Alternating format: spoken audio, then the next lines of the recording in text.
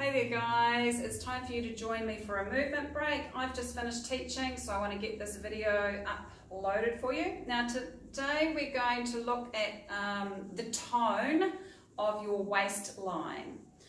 The tone in your waistline can also set the tone for your what goes in must come out waistline. So when this is too tight, this becomes or requires a lot more effort in the form of pushing, which is not ideal. So let us loosen our waistline to provide a better waistline, both this way and that way. Join me on the mat. All right, now today we're going to do two exercises. So you're going to need a squishy ball of some sort, something that's soft. Don't use a golf ball, anything that's soft. And if you've got a yoga block, or if you don't have a yoga block and a head support, some cushions, a blanket, make do. All right, first things first, let's bring ourselves down onto the floor. And you need to start this exercise with your pelvis in neutral, and your ribs need to be neutral to your pelvis. And you can see my ribs are sitting up higher than my pelvis, so that's telling me I need to grab something and slide it in behind my head and a little bit under my shoulders. So now my ribs are level with my pelvis and I'm not straining my waistline because we want to loosen the waistline. All right, now if you've got a yoga block, great. Place that between the legs. If you don't have a yoga block, you can just grab a cushion, okay? Be creative. All right, so placing the block between your knees, pelvis neutral, ribs neutral. Have your arms at your side. You can take them out a little bit wider than normal, but not into T position. All right, now to bring the legs into tabletop, go through the process of removing the pressure from beneath your feet, and you'll feel how the pelvis sinks down. And then your abdominals have engaged. Then you're ready to actually bring the legs all the way up. Now, if you don't know how to do that, I've got another video on that, so watch last week's. All right, once you've got your legs in tabletop position, I want you to use your pelvis as a steering wheel, okay? And you're going to gently and slowly steer your pelvis across to the left. And I want you to do it slowly because I need you to focus and observe a couple of things within your body. And then you're going to do the same, but we're steering across to the right. Now, what I want you to do is only steer to the left and the right where you can keep your shoulders relaxed and on the floor. So I don't want this to happen here. I'm steering to the right and you can see my shoulders lifting off, my whole body's rolling with me. But I also don't want you to do this. When I steer to the right, see how I'm pulling my shoulder back onto the floor. That's going beyond your boundaries. Take a mini break because I need one. Woo! Pressure back in the feet. So let's repeat that again. Block between the legs. Remove the pressure from the feet. Feel the pelvis sinking, the abdominals naturally engaging. Bringing the legs into tabletop. And have your arms a little bit wider. Now steer your pelvis across to the left slowly, and you will observe there's a point where you can feel the muscles tightening in your waist, and you might feel some restriction from the lower back muscles as well. Don't go any further than that. And then come back to the center and gently steer the pelvis across to the right. So you're wanting to see how much can you turn at the waist without having to bring the whole upper body with you. Okay, so you do a few of those on either side. Now it gets quite tiring, so feel free to take mini breaks. All right, we're going to have a rest now and go into exercise 2. Remove the block. Now you're going to use your squishy ball.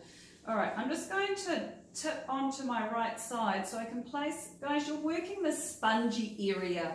Think muffin top, okay, where you accumulate a bit of fat around the back here. It's the top of the pelvis and just below the lower back. So grab the ball and place it in there and then just lean into the ball, okay, and you'll go, woo, I can feel some muscle tension in there. And then lean away from the ball, shift it into another spot, and then lean back into the ball. So we're just going to keep letting the knees rock towards the ball, so pressure is being applied to the ball, therefore the ball is pushing into my tissues. and then come away from the ball so you can shift it. Try and be a little bit methodical in your ball moving method. So think of it as, I don't know, like you're mowing the lawn, you know, you don't want to leave any spots in the lawn. So you've got a little bit of a method of either going up and down or in towards the midline and then away from the midline.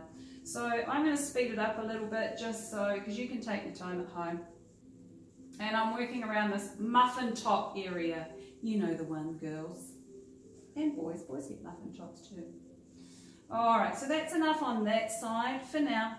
Take the ball out and just feel the difference after doing one side. It's like, woof, you drop onto that side. I'm going to spin around. Spinning around. Alright, there's my little head prop to support my head. Alright, now I'm going to do the same. I'm just going to tip it to my left side so I can place that ball around the spongy area. Lean into the ball and I'm going, oh yeah, that feels really nice. Does feel really nice. Okay, you could spend 10-20 minutes just doing this exercise, but today we're combining two, so we're speeding up a little bit. So as you can see, I lean into the ball, so therefore my body is applying pressure onto the ball and I can feel the ball moving into my tissues, releasing all that tension. I'm going to do a few more on this side and it's like, oh yeah, that feels really nice. So stay off the bony bits. If you find anywhere that's got it's too sensitive, just be gentle, work around it. You don't want to give yourself a bruise or anything. Alright, now that I've done that, and you relax on the floor, it's like, wow, I can feel everything sitting down nice and solid. I'll stay this way. And we're going to repeat that spinal twist again. Remember, we're going to loosen up the waistline so everything functions better in the waistline. Alright, so the block is between the knees.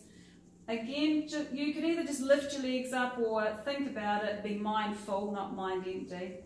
Remove the pressure from beneath the feet. Feel how that weight drops into the pelvis, abdominals engage, and that's my sign that I'm ready to pick up my feet and bring them into tabletop. Have your arms a little bit wider than at your sides, and again, slowly using the pelvis as a steering wheel. Rotate it across to the right and you'll go, oh my god, I can go heaps further. And then slowly rotate the pelvis across to the left. Now again, you want the shoulders relaxed, you don't want them coming off the floor and you don't want to be pulling them back into the floor. So I'm just going to do a couple more of these. And guys, you will see the improvement and really quickly. Remember, don't force the boundaries. Only go to where you can without forcing it, because if you force it, you're going to do the opposite. Your muscles are going to tighten up, and we're wanting to get these muscles moving more to help other things that have moved in that need to move out. End of story. All right, so happy waistline trimming and happy waistline removal. See you next week. Bye.